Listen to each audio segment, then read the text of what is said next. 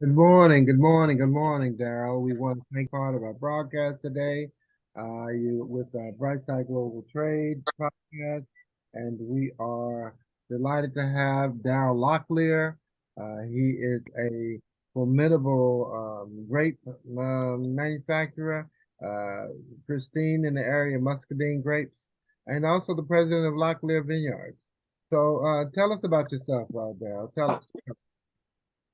Well, thank you guys for letting me join this podcast today. My name's again Daryl Locklear. I own a small winery down in the southeast of North Carolina.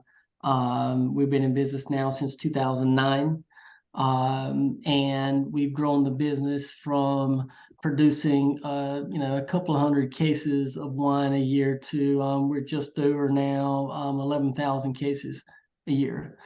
Currently, we're in about approximately 600 locations spread out across North Carolina. We go from the mountains to the coast. So we've grown slowly throughout the years. And, we're continuing to grow. We're trying to, at the end of the day, though, we're trying to make the best product we possibly can with the Muscadine grapes.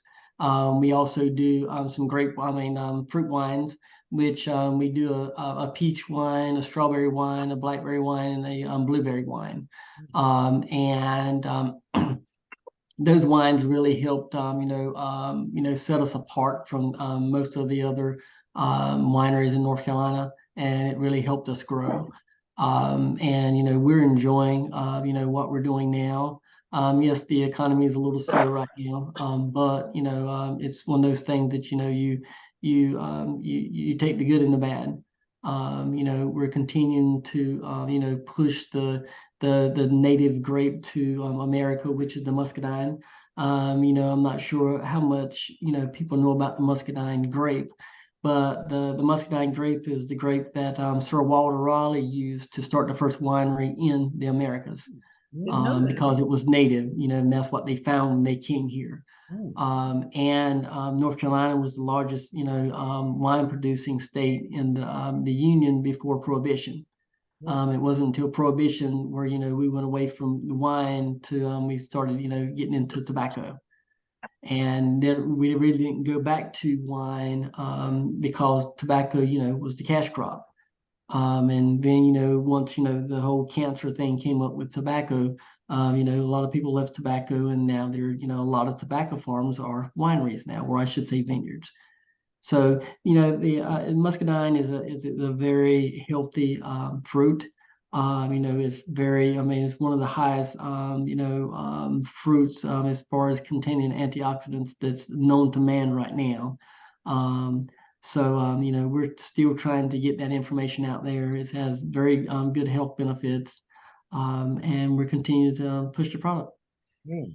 And I see that you're the board member for North Carolina Muscadine Grape Association and the North Carolina Grape Council. So thank you for your service to this industry and all the wonderful work that you do.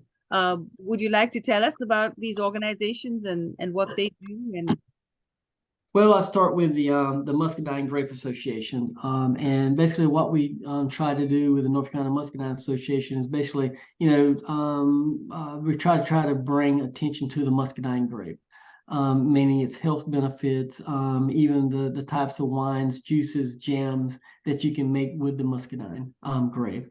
And because a lot of people, they're not familiar with the Muscadine. They're just there's historically people just don't know where the Muscadine came from. It makes a very good wine. The misnomer about muscadines is that they're sweet. Muscadines are not actually sweet. In the wine industry, we measure sugar with bricks. And a brick measure with the muscadine, say when I get ready to harvest, they may be around 14 bricks. Where your vinifera grapes like your Chardonnays, your Merlots, and Syrahs and things like that, they're going to come off the vine around 24, 26 bricks.